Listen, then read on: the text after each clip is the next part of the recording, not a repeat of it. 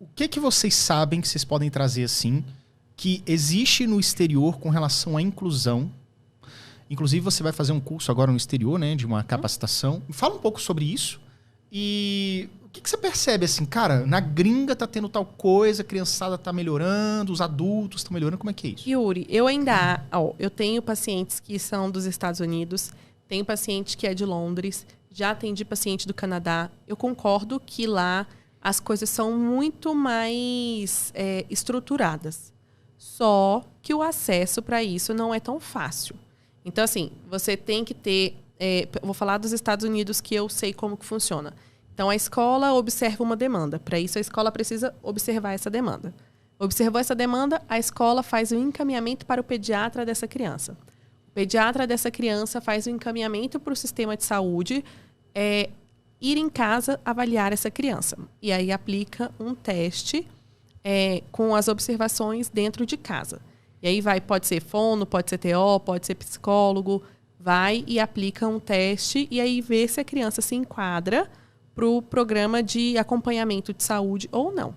Se essa criança tem alguma questão leve, que passa até em casa, que é um ambiente que a criança está dominando aquele espaço, e aí não detecta no teste, essa criança não vai ter acompanhamento. Caramba. E clínicas particulares lá é muito difícil. É muito difícil o acesso a clínicas particulares lá nos Estados Unidos. É caro. É caro e é difícil você conseguir vagas. Entendeu? Então há uma baixa demanda, assim, né?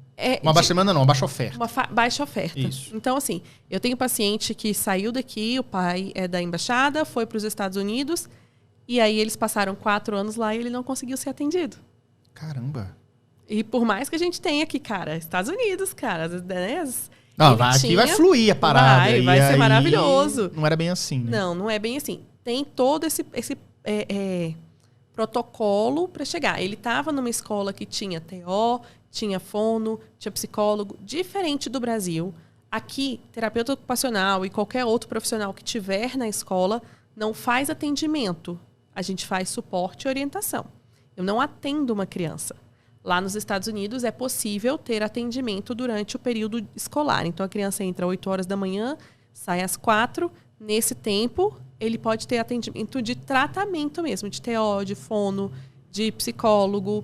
Então, ele tem, nesse período, ele pode ser possível ter tratamento gratuito, dentro. Né? E gratuito. Então, é tudo do governo. É tudo... Que é muito importante. Entendi. Talvez até por isso eles façam esse rastreio tão detalhado. E e pensando numa questão de um comparativo mesmo, de não temos tantos profissionais para abarcar um projeto assim. Vamos escolher os que têm um nível de gravidade maior. Talvez seja isso. Talvez seja isso também. O que falta um pouco no Brasil, eu sinto. Porque uma questão de nivelamento. Aqui falta tudo. Não, falta tudo. Mas eu estou dizendo o seguinte, por exemplo, algumas pessoas estão querendo enquadrar legalmente o TDAH como deficiência. Porque nós temos que ter uma diferença aqui. Existe a deficiência neurobiológica, definida pela OMS, e a deficiência jurídica, que é um governo quando ele define um critério de deficiência para que você tenha acesso a algum tipo de tratamento e benesse. Nós sabemos que boa parte das coisas aqui no Brasil, as pessoas têm uma certa urticária com a palavra deficiência. Mas eu não sou deficiente. Eu acho isso um absurdo, porque assim, eu não sou nem a favor nem contra, tá? Mas eu vou falar só sobre esse ponto da urticária do nome deficiência, como se fosse, cara, sei lá, cara, um negócio tipo lepra, um negócio que te ofende, tá ligado? Sim. Nada contra, né? Mas enfim, aí, novamente, a gente entra no capacitismo aí. O capacitismo. Mas você entende que as pessoas... Vamos lá. O que eu imagino é o seguinte.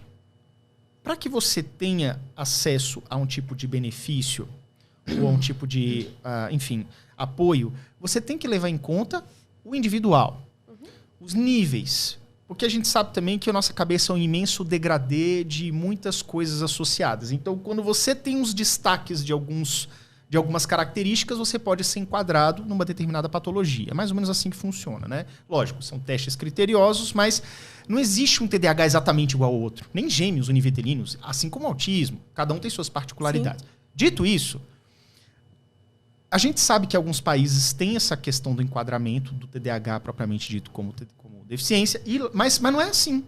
Por exemplo, Estados Unidos parece que sim, lá é enquadrado como deficiência, legal, biológica sabemos que não é. E como é que funciona? Você vai passar por 6 meses de triagem, exames, testes, para te dar um nivelamento e depois é que ele vai dizer, com base no teu laudo, se você vai ter ou não acesso a algum tipo de benefício e o nível dele. Por exemplo, uma criança tem um TDAH sem hiperatividade, que não tem o TOD associado e tudo, ou seja, seja um nível mais, não sei se é simples a palavra, assim, um nível mais leve, você tem A, B benefícios. Uma criança com TDAH mais severo vai ter A, B, C, D benefícios. E isso é totalmente individualizado. Então, aí eu imagino, se no Brasil já é difícil até você dar um laudo, quanto mais um laudo graduado. É um desafio muito grande para nós. Mas é exatamente isso impacta na visão que as escolas e demais profissionais possuem sobre a criança e o adolescente, né? Então, assim, eu vou trazer novamente o relato que eu te trouxe no início aqui do podcast. Quando professores, né, viram para um aluno com TDAH e falam, não, mas ali tem mais 2 ao seu lado que tem o mesmo laudo, o mesmo diagnóstico. Não é. É exatamente isso que você está falando.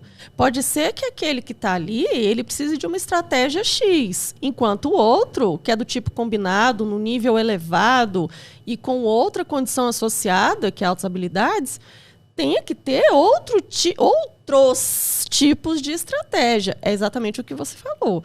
Só que aqui, além de haver essa dificuldade de entendimento do que é o TDAH, dificuldade para se conseguir um laudo, porque, Yuri, para conseguir um laudo, neuropsicólogo não é barato. Não mesmo. Não é barato. E os testes aplicados? Não, e detalhe, nenhum neuropsicólogo aceita convênio. Você não acha? Você não acha. E na rede pública também não tem. Você não acha. Além de você não achar, a maioria dos planos de saúde não faz reembolso de avaliação neuropsicológica. Então a pessoa tem que bancar. Se ela não conseguir o dinheiro para fazer, o filho fica ali. E a gente está falando em torno de R$2.500 a R$3.000. Sim. São salários de dois meses da família. Sim, porque se pensarmos numa avaliação neuropsicológica, e ainda tem isso, tem avaliações e tem avaliações. No dia que eu levei o laudo do meu filho, que tem 17 páginas, numa das escolas que ele estudou, as profissionais de lá ficaram meio que em choque. Porque os laudos que elas recebiam, quando recebiam, tinha uma página só. Eu falava, então, sinto muito, isso não foi um laudo. Porque não é possível. Acostumado com isso. Não né? é possível. Caraca. Elas ficaram... Porque, assim, o laudo do meu filho tem gráfico, tem um monte de coisa, tem recomendações para a escola, recomendações para a família, fala todos os tipos de atenção, não tem nananana. Então, assim, uma avaliação neuropsicológica bem feita, ela vai ter um número mínimo ali de sessões. Tem testes específicos mínimos que precisam ser feitos. A família tem que participar de uma sessão. Esse neuropsicólogo tem que entrar em contato, às vezes, com a escola para saber como é que é. E isso é uma avaliação neuropsicológica bem feita. Só que aí, quando a gente pensa nessa questão do impacto financeiro, eu entro em contato com 2 clínicas. Uma está me cobrando 3 mil. A outra está me cobrando 1.000. Eu vou na de 1.000. Só que não necessariamente a de 1.000 fará o laudo que de fato ajudará o seu filho. É o barato que sai caro. Mesmo você levando um laudo bem feito, como foi o meu caso, ainda assim eu não consegui até hoje a verdadeira inclusão. Agora você imagina como que fica se é um laudo de 1 página. E isso é muito importante falar. A sequência para se conseguir um laudo. Yuri, o que eu mais vejo hoje é adultos, e assim, adultos típicos, falando, eu vou tomar um Venvance, eu vou tomar uma Ritalina, porque eu preciso focar. E aí a gente vai pensar em São Paulo, vamos pensar em empresários, a galera do business mesmo. Um tanto de gente típica falando que tem TDAH e que vai tomar o remédio, que vai tomar o Venvance, que vai tomar Ritalina para focar mais, para produzir mais. Isso não é TDAH. Não é. Isso não é. Aí você fala, você tem TDAH? Tenho. Você tem o laudo? Não, é porque eu fiz um teste ali. Eu fico disperso quando eu tô fazendo uma coisa. Cara, todo mundo dispersa. O nosso sistema de alerta, ele alterna durante o dia. Tem horas que a gente tá com alerta mais alto, e aí a gente consegue focar mais a nossa atenção. Tem hora que a gente está sonolento, com alerta mais baixo, e aí a gente tem maior dificuldade para participar. O sistema de alerta e atenção de todo mundo alterna durante o dia. Ninguém fica naquela banda ótima de engajamento o dia inteiro. É verdade. Ninguém fica. Todo mundo transita nisso. E você transitar nisso não quer dizer que você tem TDAH. Se você tá achando não quer dizer que é crônico a parada, né? Se você tá achando um saco fazer um trabalho que você não queria fazer e você tá lá postergando, você tá lá inventando desculpa para não fazer, não significa que você tem TDAH. Às vezes você só não quer fazer porque é chato. E, cara, quantas coisas chatas na vida a gente tem e nem por isso tem TDAH. Então, eu tenho TDAH, vou tomar Ritalina. Você tem laudo? Você fez avaliação neuropsicológica? O que eu mais tenho hoje é pessoas que falam que tem TDAH e não tem. E não sabe o que é o sofrimento, acham que é legal ter TDAH. É terrível. É terrível, cara. Arrebenta a sua vida, cara. É terrível. Eu falei, eu tomei Ritalina, pra mim foi péssimo. Não deu certo pra mim, porque eu tinha ressaca. Eu tinha ressaca, porque beleza. Você fica destruído depois, fica zumbi. Exato. Porque beleza, me dá todo o meu gás, tudo que eu tenho de energia. E aí depois, na hora que acaba o efeito, acaba tudo. E isso é sofrimento. É sofrimento. Não é legal TDAH. Não é da moda TDAH. Não é divertido. Porque eu sou assim porque eu tenho TDAH. Não é isso. TDAH é, sim, um transtorno. A gente precisa de suporte. Pessoas que têm TDAH precisam de suporte. E quando não se tem suporte, o sofrimento psíquico que a gente tem é absurdo.